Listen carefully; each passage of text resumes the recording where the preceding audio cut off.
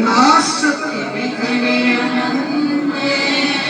ताके सरवारम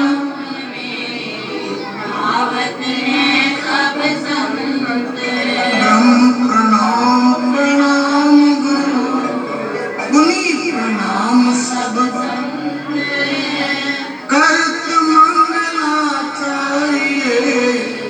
नाशक विघ्न करत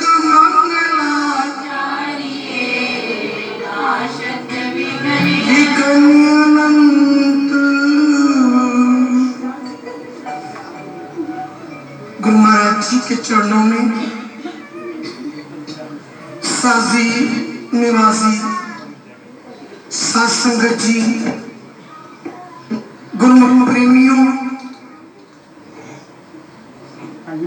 मांग मंजन कर साधुआ धूरी कर स्नान हर का नाम ध्याए सुन सपना नू कर दान। आज का दिन माघ की पूर्णिमा का दिन है। आप कितने खुश नसीब हैं जिनको सतगुरु की महिमा, सतगुरु की सिफ्त, संतों के दर्शन करने का मौका मिला। माघ के महीने का इतना महत्व है। अगर आप गुरु घाट के जल का छिट्टा भी अपने ऊपर दे लेते हैं तो सारे तीर्थों का फल मिलता है। आपने तो लंगर छका है, जल पिया है, अब चाय पियोगी, गुरु घर से पियोगी। आपका यज्ञ भी सफल, आपका जीवन भी सफल, आपका एक एक फल सफल। एक बीज माघ के महीने में डालो तो 100 फलों का एक बीज का फल मिलता है। अगर भावना से भी नहीं डालते, दंड से देते तो गुरु महाराज जी, गुरु नानक देव जी कहते हैं तेरे दंड का दिया हुआ दान भी फलीभूत हो जाता है अगर माघ का महीना हो।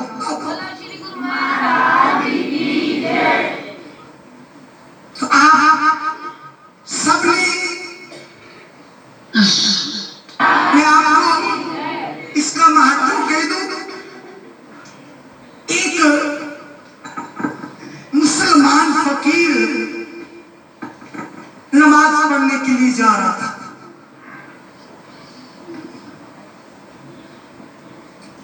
जाते जाते मस्जिद में जाना था, टाइम हो चुका था, जल्दी जल्दी जल्दी जल्दी जा रहा था। उसके पैर में ठोकर लग गई, पैर में ठोकर लगी। कहता लग गई, ठीक लगने दो, मैं वापसी पर देखूंगा। चला गया, पैर में दर्द होती रही। पूरे नमाज के टाइम फिर मस्जिद में पहुंचे। कहता है खुदावंद करीम, तेरा लाख लाख शुक्रिया, मैं समय पर नमाज पढ़ने के लिए पहुंच गया। देखा पैर, नमाज पढ़ने के बाद पैर देखा, कहता खुदा तूने इतनी कृपा कर दी कि चोट तो लगी पर जख्म नहीं बना। पर जख्म नहीं बना। मैं खुदा तेरी घर में ये प्रण करता हूं, वापस जाऊंगा और उस चीज को देखूंगा। वो कौन सी चीज थी जो मेरे पैर की ठोकर में आ गई और उसने मेरे को जख्म नहीं होने दिया। मैं प्रण करके जा रहा हूं, चाहे वो कोई भी चीज हुई, उसको मैं सोने के बराबर तोड़कर मस्जिद को दान करूंगा। वापस आया, देखा एक हड्डी पड़ी थी, जो उसके पैर में हड्डी लगी थी। उठाकर देखता है, बड़ी हल्की है, भारी नहीं। अच्छा, मैं बहुत अमीर हूं, अगर भारी भी होती, खुदा के नाम पर 1 किलो सोना चढ़ जाता, 2 किलो चढ़ जाता, 5 किलो चढ़ जाता, मैं चढ़ा के दे दूंगा। अगर यह हड्डी मेरे को जख्म कर देती तो पट्टी बांधते और खून को साफ करते टाइम लग जाता और मैं नमाज से वंचित रहता। हड्डी को वो सेठ पैसे वाला घर ले आया और तराजू ले लिया, एक तरफ हड्डी रख दी और दूसरी तरफ सोना रख दिया।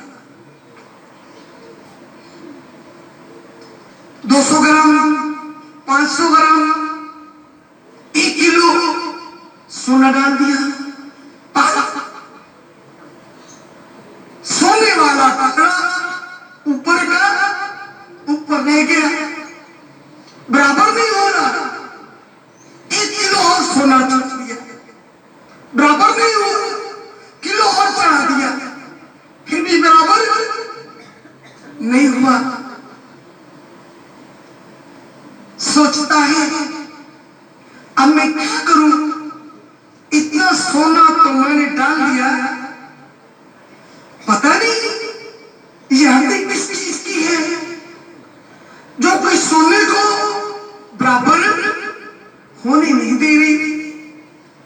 चलो मैं अपने पीर के पास जाता हूं, अपने मुर्शिद के पास जाता हूं, गुरु के पास जाता हूं। चला गया गुरु के पास, पीर मुर्शिद के पास चला गया, बोला मेरे पीर, मेरे मुर्शिद, मेरे रहबर, मैं नमाज पढ़ने के लिए जा रहा था, इस हड्डी से ठोकर लगी, आपकी कृपा जख्म नहीं हुआ, समय पर मैं नमाज के वक्त पर पहुंच गया, तो मैंने ये मान लिया जिस चीज से ठोकर लगी है उसको मैं सोने से तोड़कर अपने गुरु को दे दूंगा। प्रभु प्रेमियों, गुरु मुर्शिद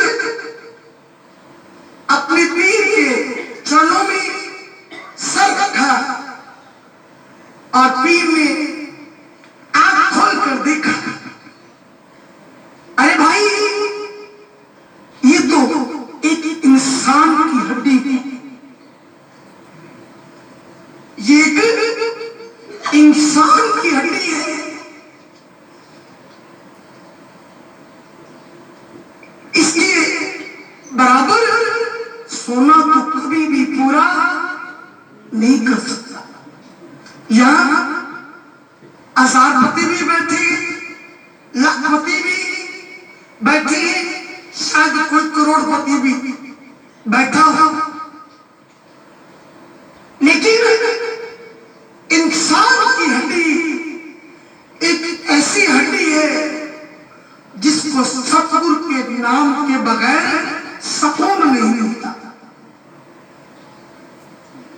कुत्ता 2 रोटी खाएगा, खाकर चला जाएगा, पेट भर गया है, कल के लिए 2 रोटी छुपाकर नहीं रखता। आप चिड़ियों को दाना डालो, जितना उन्हें खाना है वो खा लेती है, बाकी उठाकर ले जाती नहीं। पीर मुर्शिद कह रहे हैं, अरे नवाजी मेरी बात सुन, तूने अभी पहचाना नहीं, वो इंसान की हड्डी है जो सारी उम्र इसका पेट नहीं भरता। पीर मुर्शिद मैं क्या करूं? कहते सोना एक बार नीचे उठा, सोना सारा अलग कर दिया, जितनी हड्डी थी उतना ही सोना रखा, और पीर ने कहा मिट्टी उठाकर इस हड्डी पर डाल दी। मिट्टी उठाकर इस हड्डी पर डाल दे, फिर और सोना डालने की जरूरत नहीं। उसने ऐसे ही किया, मिट्टी उठाई और हड्डी को ढक दिया, उतना ही सोना तराजू में रखना पड़ा जितनी हड्डी थी। भाव कहने का आपके लिए एक नाम का महीना नहीं, 12 महीने। गुरु नानक देव जी की वाणी में ये 12 माह लिखी हुई। लास्ट में महाराज गुरु नानक देव जी अपने आप को दासन दास दास दास कह कहकर उस महीने का जो भाव है हमारे दिल और दिमाग में असर करता है। लेकिन दुनिया का धन इकट्ठा किया और अपनी किस्मत की तराजू से सारी उम्र तोलते रहे, तुम्हारा कभी भी किस्मत का सौदा पूरा ना हुआ।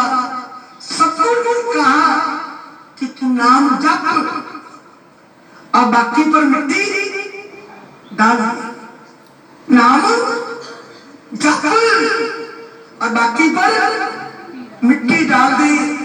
अब बताओ आपने अभी मिट्टी डाली है कि नहीं? नहीं, अभी तो पोते के लिए कुछ जमा खर्च करना है, अभी तो पोतियों के लिए करना है। अगर भगवान तुम्हें टाइम दे तो पढ़ पढ़ पढ़ पढ़ पोतियों को लिए भी लेके रख दोगे, क्योंकि सतगुरु का जो वचन है सिमरन में संतुष्टि है, सिमरन में सारे काम पूरे हो जाते हैं। सिमरन से हृदय में सतगुरु विराजमान हो जाते हैं, सिमरन से ही उनका दीदार हो जाता है, सिमरन से ही संतुष्टि हो जाती है, सिमरन से ही लोगों से मांगने की जरूरत नहीं। भाव कहने का ये शरीर की हड्डियां दोबारा कभी जवान नहीं होंगी, जिस्म की हड्डियां दोबारा कभी जवान नहीं होंगी। तो ढूंढ ले किसी शायद हकीमों को तुझे कोई जवाब करने वाला पैदा हुआ है। मैं रोज इन भाइयों से, संतों से कहते हैं, भाई कितनी उम्र हो गई, करते करते करते करते अब तो इतनी संतुष्टि है, ऐसे लगता है कि मेरा मुर्शिद, मेरा सतगुरु, मेरा पीर मेरी हड्डियों के साथ, मेरे रोग के साथ, एक एक नारी के साथ उसका संबंध हो गया, उसका रिश्ता हो गया है। अब और किसी चीज की जरूरत नहीं। जिसको सतगुरु का प्यार मिल जाता है, उसके कर्म के सौदे खत्म हो जाते हैं। जिन्हें सतगुरु का प्यार मिल जाता है, वो सदा ही नौजवान रहते हैं। जिन्हें सतगुरु का प्यार मिला होता है, वह दुनिया के प्यार की इच्छा नहीं रखती, उन्हें जरूरत नहीं पड़ती। तुम्हें बता रहे थे ना, एक चीज भाई जी कह रहे थे कि बेटा मां को कहता है कि मां, बोलो क्या है, क्या है, बोलो मां किसकी है, बोलो ना। तो मुझे लगता है आजकल कोई ऐसा बच्चा कहने वाला नहीं कि मां मेरी। अगर एक बार भी दिल से कह देगा मां मेरी है, तो मां उसको कलेजे के साथ लगा के रखेगी, एक पल भी उसको अलग नहीं। आप खबरें सुनती हो, पेपर पढ़ती हो, मां अपने बच्चों को छोड़कर दूसरे व्यक्ति का प्यार लेने के लिए चली जाती है इस कलयुग में। मुझे तो अब क्या कही, बार बार अंदर से आवाज आती है कि सतगुरु के बगैर तेरा कोई रिश्तेदार नहीं। शुरुआत भी सतगुरु से है और एंड भी, बोलो, सतगुरु से है। अगर आप अपना जीवन शुरुआत सतगुरु से करो और एंड भी सतगुरु से करो, तो तुम्हें दोबारा जन्म लेने की जरूरत नहीं। बार बार तराजू में तोलने की तुम्हें जरूरत नहीं होगी। जो एक बार उसके प्यार से तोला गया, वो दोबारा किसी और चीज से तोला नहीं। तो मेरी बेनती है, मेरी प्रार्थना है, दिल के ऊपर एक उसका ठिकाना रहने दो। दुनिया में ऐसी हवा चली है, अभी कह रहे थे ना साईं साईं साईं। अब साईं का जीवन कैसा था, कैसा था, इतना सात्विक, इतना सादा जीवन, लेकिन लोगों ने उसका जीवन सादा रहने दिया, नहीं रहने दिया। फकीर को फकीर भी लोग रहने नहीं देते। तो मेरी बेनती है, भटकने की जरूरत नहीं, मन को इधर उधर लगाने की जरूरत नहीं। एक ही काफी है जिंदगी के लिए। जीना चाहते हो तो जियो बंदगी के लिए, जीना चाहते हो तो जियो बंदगी के लिए। तो मेरी बेनती है, बंदगी मेरा श्रृंगार है, बंदगी मेरा प्यार है, बंदगी मेरा सच्चा यार है।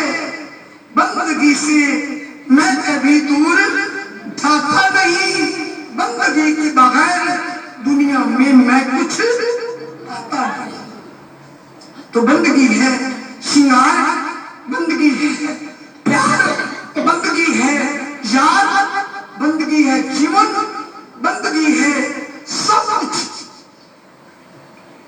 बंदगी के लिए जिएगा उसको दोबारा जन्म नहीं मिलेगा। तो मेरी बेनती है जितना हो सके, ठीक है दुनियावी तौर पर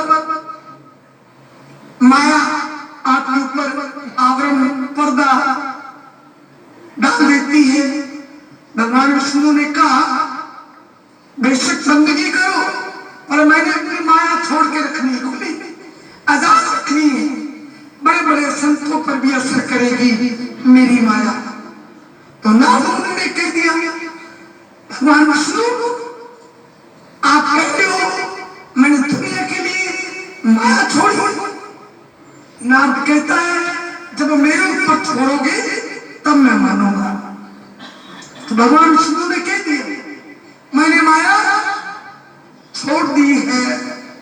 नारद मुनि कहते हैं मैं नारायण नारायण नारायण करता हूं, तेरी माया मुझ पर कभी असर नहीं। ठीक है, नारद को जिद कर रहा है, मेरी बात को नहीं मानता, ठीक चलो नारद उठो, मैं और तू दोनों मिलकर थोड़ी दूर घूमने के लिए चलते हैं। अब नारद मुनि और भगवान विष्णु चल पड़े घूमने के लिए। घूमते घूमते घूमते दूर निकल गए। भगवान विष्णु कहते हैं नारद मेरी एक बात सुनो। बोले क्या बात? जाओ मेरे लिए कहीं से पानी ले जाओ। भगवान ये तो बड़ी बात है, मैं अभी आया अभी आया। क्या लेके बोलो? तुम क्या लेने आए हो? भगवान के लिए क्या लेने आए? बंदगी जिंदगी का रस ये लेने आए। तुम नारद से कम नहीं हो।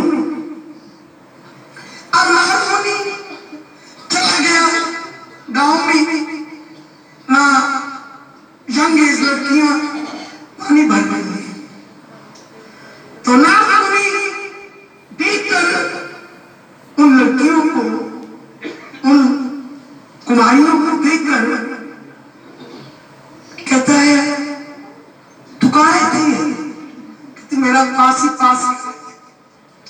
कहते चलो तुम्हारे घर चलते हैं, चलो तुम्हारे घर चलते हैं।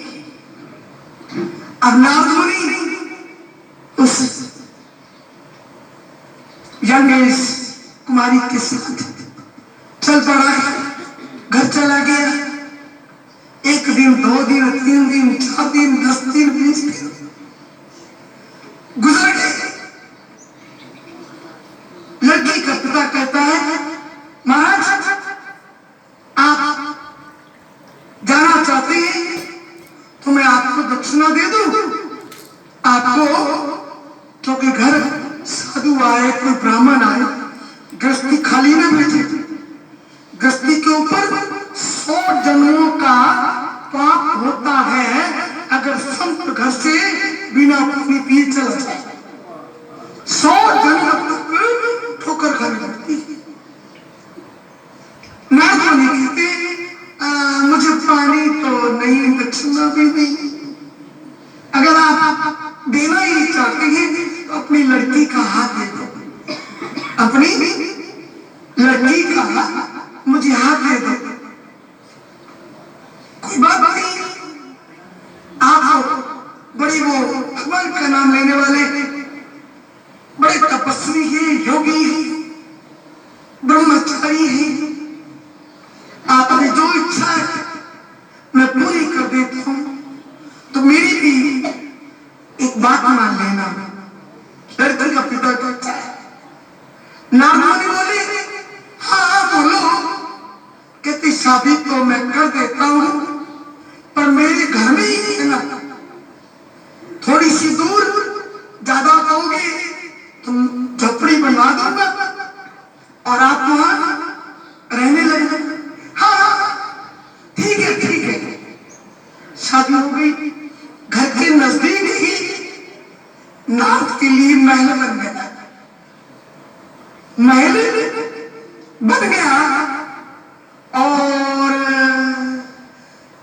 2-3 बच्चे हो गए,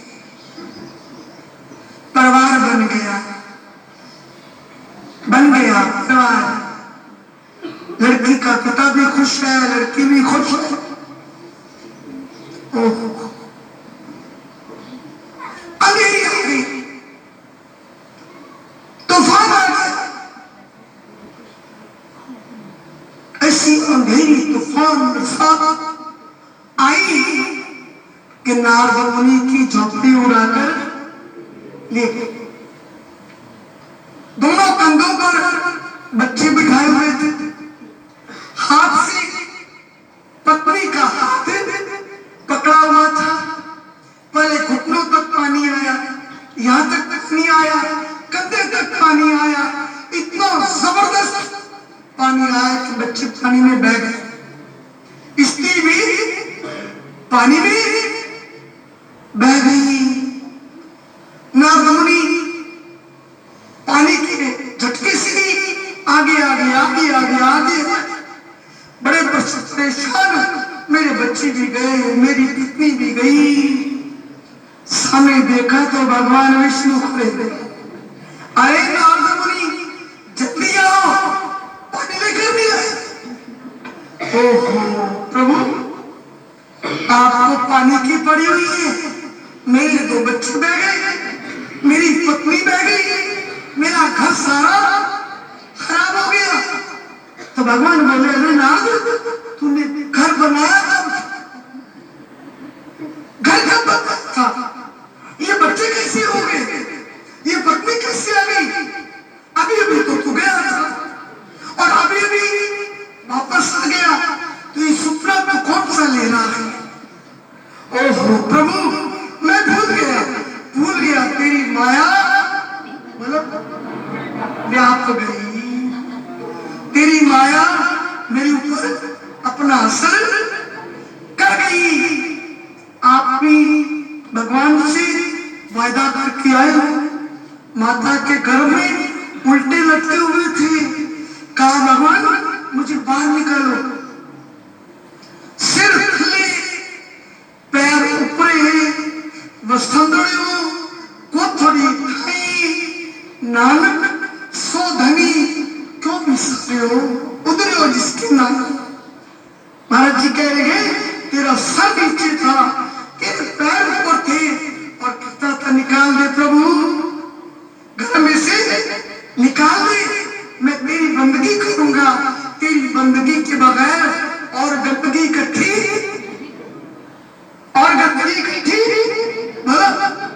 आप ही कहते हो हमारा दिल नहीं करता, आप कहते हो गंदगी इकट्ठी नहीं।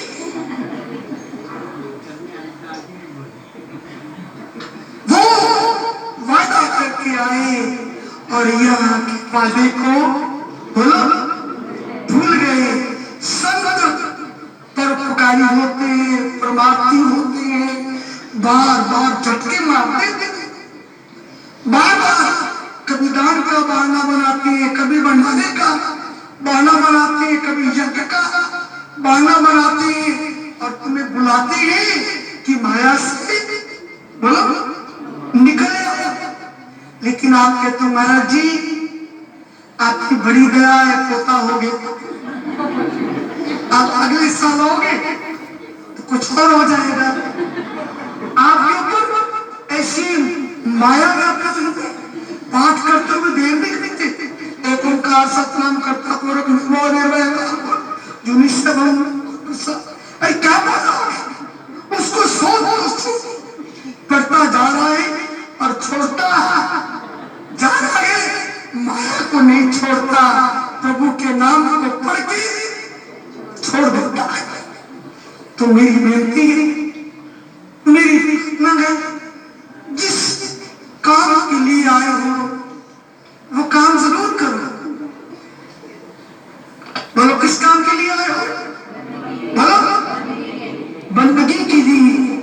और आस पड़ोस जितनी गंदगी इकट्ठी की है उसकी सफाई करना, जल्दी जल्दी सत्संग सुन सुन के, सेवा कर करके, बंदगी कर करके ये जन्म मरण की गंदगी को पीछे हटाओ और मालिक का जाप करो जो सब पुरुष है, अकाल पुरुष है, सत स्वरूप है, जो आदि सत्य है, जुगादवी सत्य है, वो तेरा है, तू उसका बन दिखा। जब जब उसका बन जाएगा तेरा बेड़ा पार। तो ज्यादा ना कहते हुए मेरी बेनती है, सत्संग सेवा सिमरन कदे ना भुलाइए। सेवा सत्संग सिमरन जिसके जायदाद है वो कभी गरीब नहीं होता। तो सेवा सत्संग सिमरन की जायदाद इकट्ठे करते हुए अपने जीवन को सफल बनाइए। बोलो श्री गुरु महाराज, बोलो सच्चे, बोलो श्री निवासी भगवान की जय, सतगुरु स्वामी जी महाराज की जय। बोल मेरे श्री गुरु महाराज की जय।